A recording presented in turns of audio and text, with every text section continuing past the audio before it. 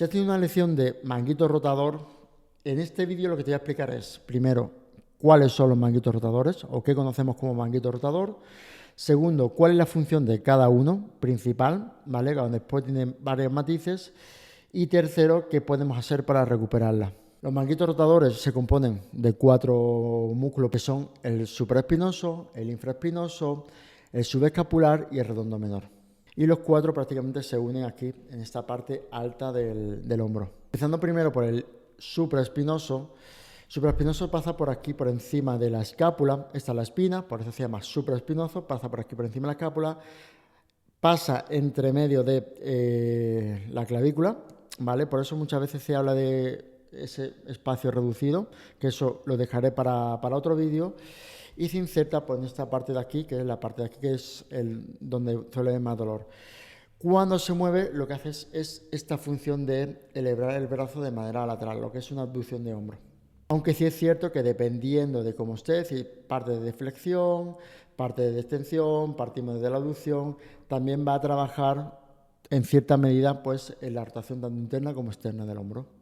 Después partimos con su vecino abajo, que es el infraespinoso, que es esta parte de aquí, y se inserta aquí. Y es decir, que si lo trabajamos aquí, al final su función es, si tiramos o trabajo se contrae, trabaja como rotador externo del hombro.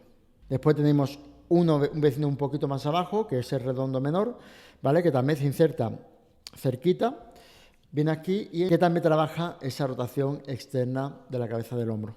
Y por último, pues uno que tenemos aquí dentro, ¿vale? Si está en la escápula, imaginarse que aquí está la caja torácica, pues está entre la escápula y la caja torácica, por eso se llama subescapular, y al final se inserta aquí, ¿vale? Y su función es la de rotación interna.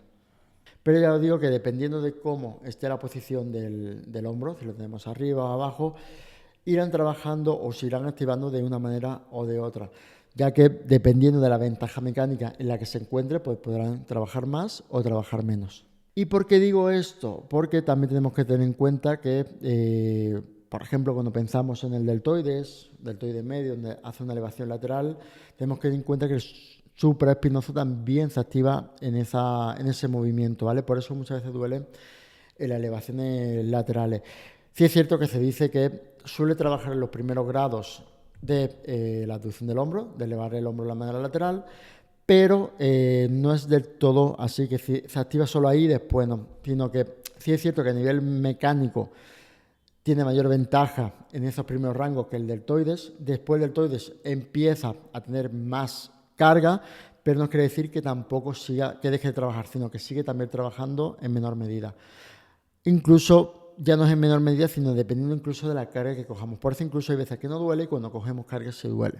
Y ya no quiere decir que cuando tenéis problemas de supraespinoso, el ejercicio por excelencia donde más suele molestar es el press de banca, y simplemente es porque también se activa en ese press de banca. Parece que no, parece que solo se activa pues esa parte del pectoral y tal, pero a más carga y también dependiendo de la posición que esté, si está aquí contraído o está estirado o está más adelante o más hacia atrás, hay mayor o menor activación y también suele doler en el press de banca. También tenemos que tener en cuenta que no son los únicos rotadores que tenemos del hombro. El pectoral y el dorsal, ¿vale? Ahora la del dorsal, el pectoral, que se inserta aquí delante, también hace esa función de rotación interna. Y el dorsal, aunque lo tenemos en la espalda, se inserta aquí en la parte de delantera y también hace esa función de rotación interna. Por eso muchas veces cuando tenemos un pectoral muy fuerte o un dorsal muy fuerte, la tendencia es que el hombro vaya hacia adelante, ¿vale? Hombros aquí adelantados. Y ya sin olvidar pues que también pues la parte del tríceps también llega aquí, o el bíceps, ¿vale? Que también se inserta ambas cabezas aquí. Tenemos que tener en cuenta que incluso también hace esa función de flexión de hombro, ¿vale? Y que pasa muchas veces por esa famosa, no sé si tenéis ese tipo de lesión de inflamación del tendón de la cabeza larga del bíceps, que pasa por aquí, por este surco, ¿vale? Que es la correa bicipital, y muchas veces cuando se inflama duele.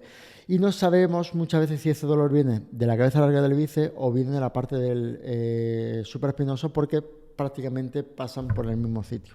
Y que incluso si el supraespinoso no hace bien su función, muchas veces pues esa cabeza larga del bíceps puede hacer también esa función y no tolerar las cargas, inflamarse y pues tener dolor, etcétera, etcétera.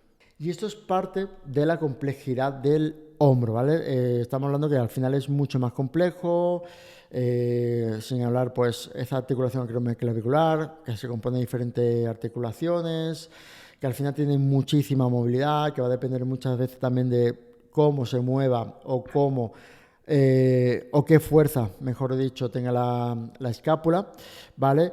O incluso pues esa especie de tejido que tenemos alrededor, que es el labrum, etcétera, etcétera. Pero eso da para otro vídeo. Así que si te gusta este tipo de vídeo, házmelo saber dándole un like, suscribiéndote al canal y todo lo que necesites comentarme en los comentarios. Aquí estoy para ayudarte.